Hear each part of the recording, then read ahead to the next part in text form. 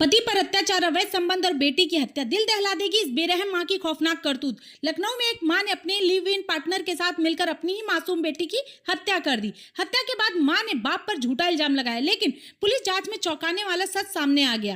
कहते भी हैं और हम सबको यकीन भी है कि मां के पैरों तले जन्नत होती है। वो मां ही होती है जो अपने बच्चों के मुंह में पहला निवाला डालती है, बच्चे को लाड प्यार से पाल पोस कर बड़ा करती है। लेकिन जिस माँ की कहानी हम आपको बताने जा रहे हैं वो ऐसी माँ है जिसने अपने पैर से अपनी मासूम बेटी का पेट तब तक दबाए रखा जब तक उसके मुंह से खून नहीं निकल गया। वो ऐसी माँ है जिसने अपनी बच्ची के मुंह को तब तक दबाए रखा जब तक कि उसकी सांसें नहीं थम गई। लखनऊ की ये खौफनाक कहानी आपको सन्न कर देगी। वो करीब 4 साल की प्यारी सी बच्ची थी जो बेहद खुशगवार और चंचल थी। अब सोचिए कि क्या कोई ऐसी मासूम बच्ची का भी कत्ल कर सकता है, और कत्ल भी ऐसे वैसे नहीं बल्कि उसके पेट पर खड़े होकर और उसकी सांसें रोककर। ये सोचने भर से पूरे शरीर में सिहरन पैदा हो जाती है।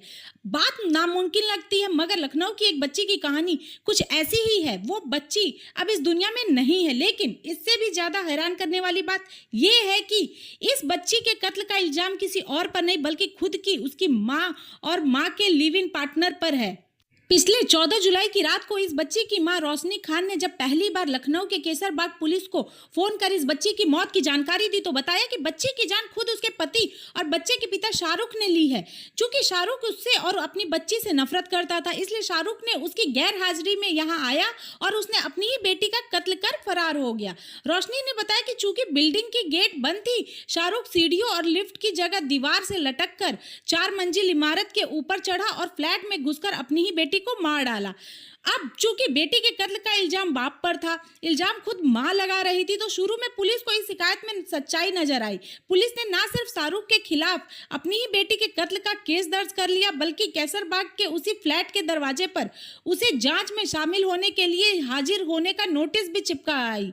लेकिन जैसे जैसे जांच आगे बढ़ती गई, मर्डर की असली कहानी से पर्दा हटता गया। अब पुलिस का शक शाहरुख से हटकर खुद बच्चे की मां रोशनी पर ही टिक गया, क्योंकि रोशनी और उनका लिव इन पार्टनर उदित जायसवाल बच्चे की मौत को लेकर जो कहानी सुना रहे थे उस कहानी में भी फर्क नजर आ रहा था। यहाँ तक कि बच्ची की लाश भी खराब होने लगी थी और उससे बदबू आने लगी थी, जिससे साफ था कि बच्ची का कत्ल कम से कम 24 से 48 घंटे पहले किया गया था। अब पुलिस ने मामले का सच जानने के लिए शाहरुख के मोबाइल फोन की लोकेशन चेक की और उसके बारे में जानकारी जुटाई, और इस कड़ी में कुछ ऐसा पता चला जिससे पुलिस को यकीन हो गया कि रोशनी अपनी बेटी की मौत को लेकर झूठ बोल रही है।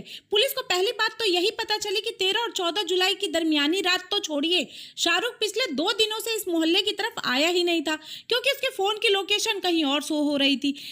लेकिन इससे भी ज्यादा हैरान करने वाली कहानी